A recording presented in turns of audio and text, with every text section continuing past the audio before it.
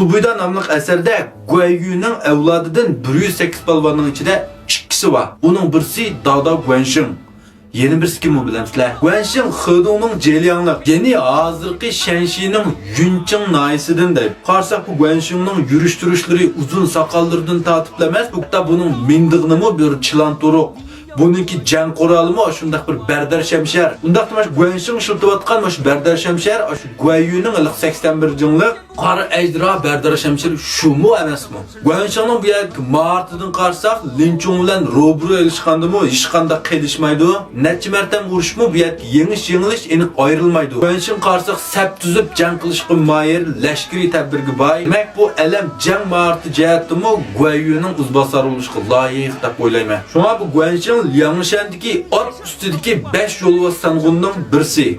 108 balvanın red tertibide 5. orunda olduğan. Yeni birincisi Şipalık Yağmur Songjiang, ikincisi Xebeylik Boztulpar Lujiyi, üçüncüsü Muşavir Wuyong, dördüncüsü Bulut Ejderhası Gongsunxing, beşincisi şu Dada Çongshamsherlik Guanxing. Lekin manda qarsak bu Guanxing'nin bu 108 balvanın tertibide 5. orunda oturuşı sel artıq ketgendek. Nimiş bundak deyme degende qarsanlar bu yerki Guanxing bu Liangshan topuğa bir ardı qo'shilgan adam. Hem topu qo'shilgandimi şu amalsız ahval astida qo'shilgan. Hergizmi öz razı olan voy men sizlar qaytılay deb kelgan emas.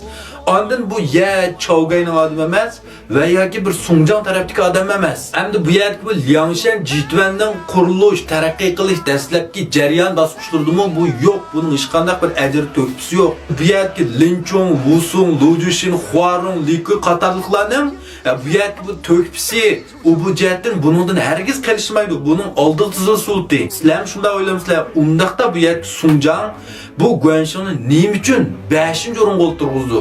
Lingdao Benzo qatarda bo'ldi bu Guanxing. Ana bu Songjiangning odam boshqarishdagi ajoyib bir talantli taktiksi. Bu yerki Guanxingning boshqalar o'xshamaydigan alohida boyligi, ortiqchiligi bor. Yeni markasi var. Bu kim o?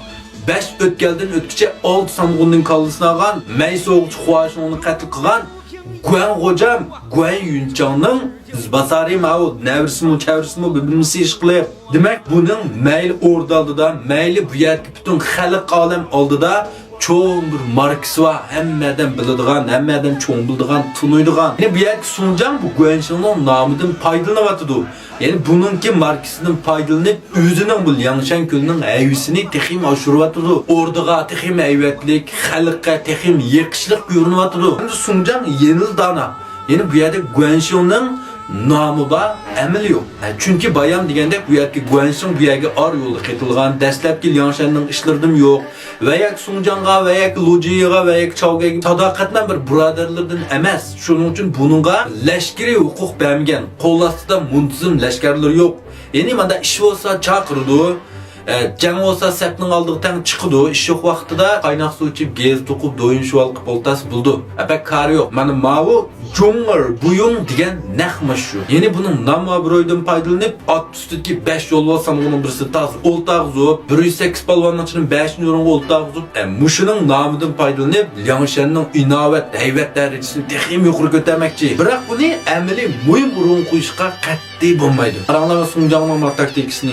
Yani aynı zamanda Liu Beimo kimning shunday ishlatgan? Bu taktikani kimga qo'llangan? Sizlar shunday ahvollarga uchrab baqdinglarmi? Cho'ng kichik shirkatlarda va yoki boshqa o'rinlarda?